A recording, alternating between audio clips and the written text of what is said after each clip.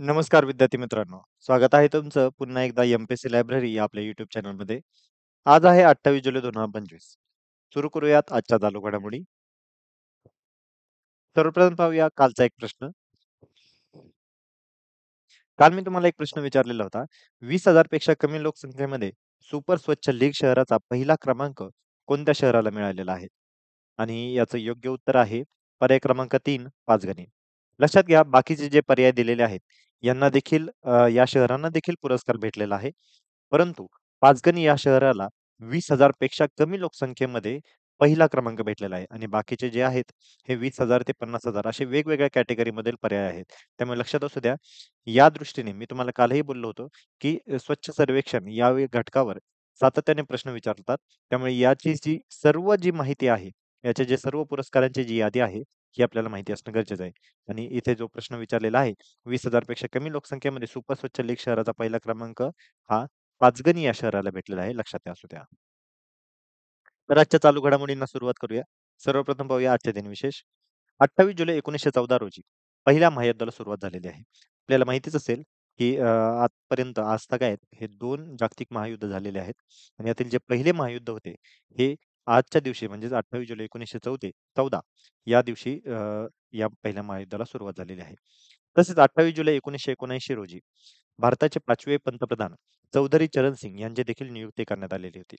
म्हणजे लक्षात असू द्या आजच्या दिवशी 1979 साली चौधरी चरण सिंग हे जे भारताचे 5वे पंतप्रधान आहेत, यांची नियुक्ती आजच्या दिवशी करण्यात आलेली आहे. तर हे दिनविशेष माहिती असू असू द्या. या दोन्ही घटकांवर आपल्याला प्रश्न विचारला जाऊ शकतो. तर आता आपल्या सविस्तर चालू घडामोडींना सुरुवात करूया. तर पहिली जी चालू घडामोडी आहे ही भारत आणि बोलिव्हिया या देशासंदर्भाची आहे. भारताने बोलिव्हिया देशाला गोवर आणि रुबेला लसीचे 3 लाख डोस पाठवलेले आहेत आणि ही अतिशय महत्त्वाची अशी बातमी आहे. भारत सध्या ग्लोबल साऊथचा एक आघाडीचा देश असा कन्सिडर केला जातो. ग्लोबल साऊथ म्हणजे जे सदर्न हेमिस्फिअर आहे म्हणजे जे अ, दक्षिण गोलार्ध आहे. या दक्षिण गोलार्धातील जे काही सर्व देश आहेत, यांचा एक लीडर म्हणून भारताला पाहिलं जात आहे आणि याच दृष्टीने भारताची देखील एक छान अशी पॉलिसी आहे, की सर्वच देशांना संकट काळामध्ये भारत मदत करतच असतो आणि आता नुकताच बोलिव्हिया या देशाला देखील गोवर आणि रुबेला लसीचे 3 लाख डोस देखील पाठवलेले आहेत आणि यामुळे भारताची एक गुडविल इमेज संपूर्ण जगभरात आता स्प्रेड होत आहे. बोलिव्हियामध्ये एक 2025 सालच्या मध्यामध्ये गोवर आणि रुबेला म्हणजेच मिझल्स आणि रुबेला या संसर्गजन्य रोगांचा उद्रेक झालेला आहे आणि या आजारामुळे देशामध्ये आरोग्य आणीबाणी जाहीर करण्यात आलेली आहे.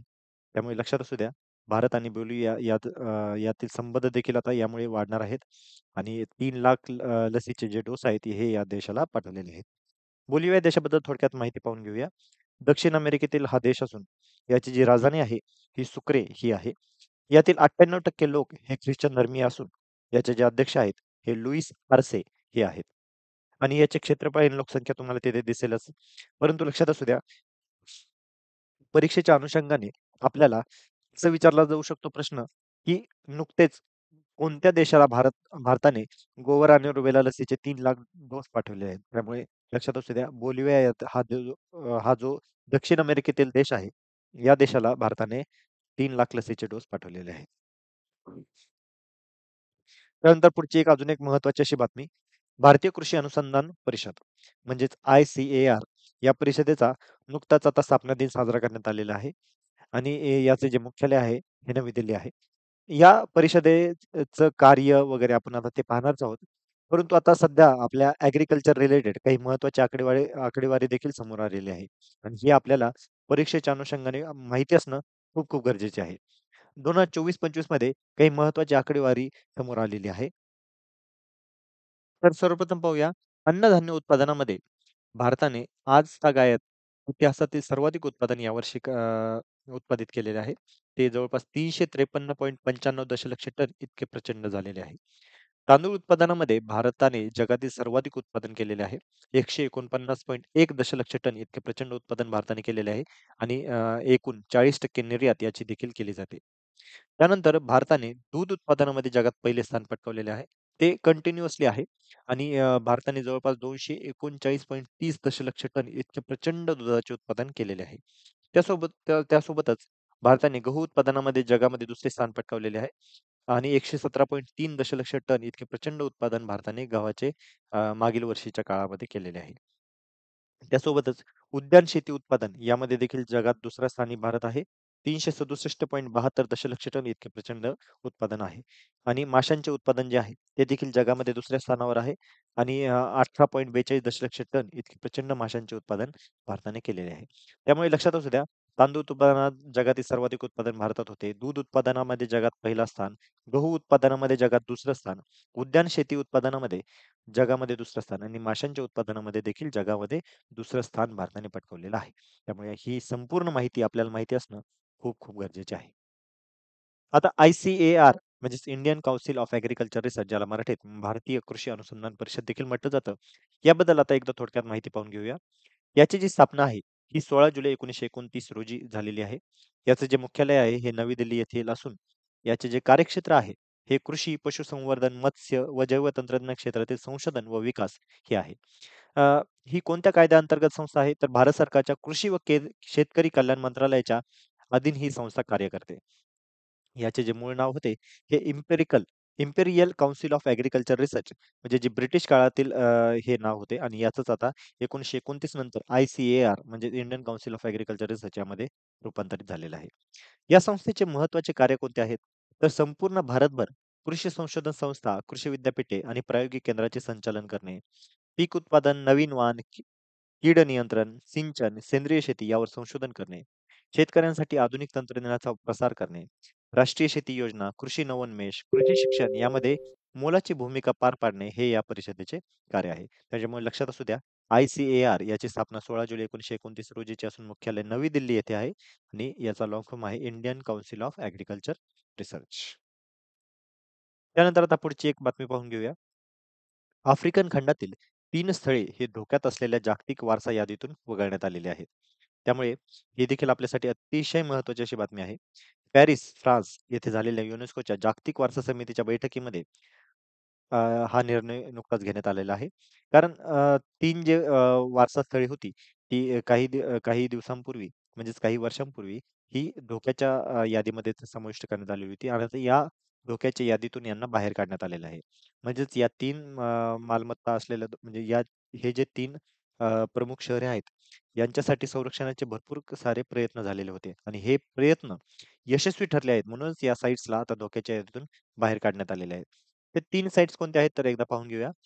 नानाना जे मादागास्कर देशातील आहे, येथील वर्षावने आहेत.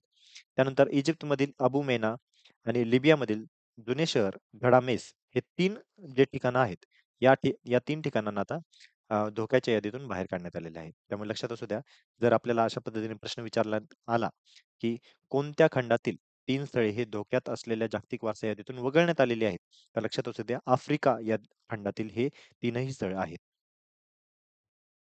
त्यानंतर पुढचं एक महत्त्वाचं मिशन आहे क्रूझ भारत मिशन.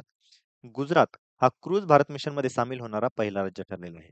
लक्षात असू द्या, मागील वर्षी क्रूझ भारत मिशनची सुरुवात झालेली आहे. मागील वर्षी 30 सप्टेंबर 2024 रोजी याची सुरुवात झालेली होती आणि आता गुजरात या देशातून या मिशनची आता सुरुवात होणार आहे. याचं उद्दिष्ट काय आहे? तर भारताला जागतिक स्तरावर क्रूझ टुरिझम केंद्र बनवणे, तसेच 2029 पर्यंत समुद्री क्रूझ प्रवासी संख्येमध्ये 10 पट वाढ करणे, हे या मिशनचे आता उद्दिष्ट आहे. याची जी सुरुवात मी आता सांगितल्याप्रमाणे 30 सप्टेंबर 2024 रोजी झालेली आहे. याचं जे उद्घाटन आहे, हे केंद्रीय पोर्ट, शिपिंग आणि जलमार्ग मंत्री सर्बानंद सोनोवाल यांच्या हस्ते झालेलं होतं. गुजरातमधील काही महत्त्वाचे क्रूझ मार्ग आहेत, ते आपण आता पाहून घेऊया. दीव ते पोरबंदर, त्यानंतर द्वारका, वेरावल, जामनगर, ओखा आणि पदाला आयलंड. हे सर्व जे काही पोर्ट्स आहेत, हे गुजरात राज्यातील आहेत. आणि अजून एक महत्त्वाचे फॅक्ट्स आपल्याला माहिती असणं गरजेचे आहे. ते म्हणजे गुजरातचा जो सागर किनारा आहे, हा भारतामध्ये सर्वाधिक मोठा सागर किनारा आहे. तो जवळपास 2340 किलोमीटर इतका प्रचंड आहे. त्यामुळे जर अशा परीक्षेत कोणत्याही परीक्षेत हा प्रश्न विचारला जाऊ शकतो, की भारताला सर्वात मोठा समुद्र किनारा कोणत्या राज्याला लाभलेला आहे? तर ते असेल तर गुजरात. त्यानंतर पुढची महत्त्वाची चालू घडामोडीच्या रिलेटेड बातमी आहे. सहेली स्मार्ट कार्ड. दिल्ली सरकारने सहेली स्मार्ट कार्ड ही योजना आता नुकतीच जाहीर केलेली आहे. महिलांना आणि ट्रान्सजेंडर व्यक्तींना दिल्लीतील DTC आणि क्लस्टर बसमध्ये मोफत प्रवास देण्यासाठी या स्मार्ट कार्डची आता सुरुवात करण्यात आलेली आहे. याची जी पात्रता आहे ही 12 वर्ष किंवा त्यापेक्षा जास्त वयाच्या दिल्लीच्या महिला आणि ट्रान्सजेंडर व्यक्ती यांच्यासाठीची हे कार्डची योजना आहे. फक्त दिल्लीमधील रहिवाशांसाठीच ही योजना असणार आहे. त्यामुळे दिल्लीच्या बाहेरच्या व्यक्तींना याचा लाभ घेता येणार नाही. याची जी नियोजित तारीख आहे ही 15 ऑगस्ट 2025 आहे. म्हणजेच आगामी एक 10-15 दिवसांमध्ये ही योजना म्हणजे भारताच्या स्वातंत्र्य दिनी याची सुरुवात केली जाणार आहे. तर लक्षात असू द्या, परीक्षेमध्ये असा जर प्रश्न विचारण्यात आला, की सहेली स्मार्ट कार्ड ही कोणत्या राज्य सरकारची योजना आहे? तर त्याचं उत्तर असेल दिल्ली सरकारची ही सहेली स्मार्ट कार्ड योजना आहे. तर या होत्या आजच्या चालू घडामोडी. तर आपण आता सविस्तर अशा चालू घडामोडी आजच्या पाहिलेल्या आहेत. तर यावरच आधारित आता आपण एक प्रश्न पाहणार आहोत. ICAR या संस्थेची स्थापना कोणत्या वर्षी करण्यात आली किंवा कधी करण्यात आलेली आहे? तर पर्याय क्रमांक 1 आहे 1929, पर्याय क्रमांक 2 आहे 1930, पर्याय क्रमांक 3 आहे 1948 आणि पर्याय क्रमांक 4 आहे 1905. तर याचं योग्य उत्तर सर्वांनी कमेंटमध्ये सांगायचं आहे आणि आपला प्रतिसाद आपल्या आम्हासाठी नक्कीच मोलाचा असणार आहे. अ, या म या संपूर्ण व्हिडिओवर आधारित हा प्रश्न आहे. त्यामुळे या प्रश्नाचे जर तुम्हाला उत्तर पाहिजे असेल किंवा जर तुम्ही योग्य रीतीने हा व्हिडिओ पाहिला असेल, तर तुम्हाला उत्तर लगेच येऊन जाईलच. परंतु जर आठवत नसेल, तर पुन्हा एकदा हा व्हिडिओ पहा. या व्हिडिओमध्ये ICAR बद्दल संपूर्ण डिटेलमध्ये माहिती दिलेली आहे. ठीक आहे. तर या होत्या आजच्या चालू घडामोडी. तर अशाच अधिकाधिक इन्फॉर्मेटिव्ह कंटेंटसाठी आमच्या एम-पी-एस-सी लायब्ररी या YouTube चॅनलला फॉलो करायला विसरू नका. आम्ही YouTube सोबतच Telegram, WhatsApp, Facebook, Instagram आणि X.com या सर्व सोशल मीडिया प्लॅटफॉर्मवर आहोत. तर या सर्वच ठिकाणी आम्हाला फॉलो करायला विसरू नका. धन्यवाद.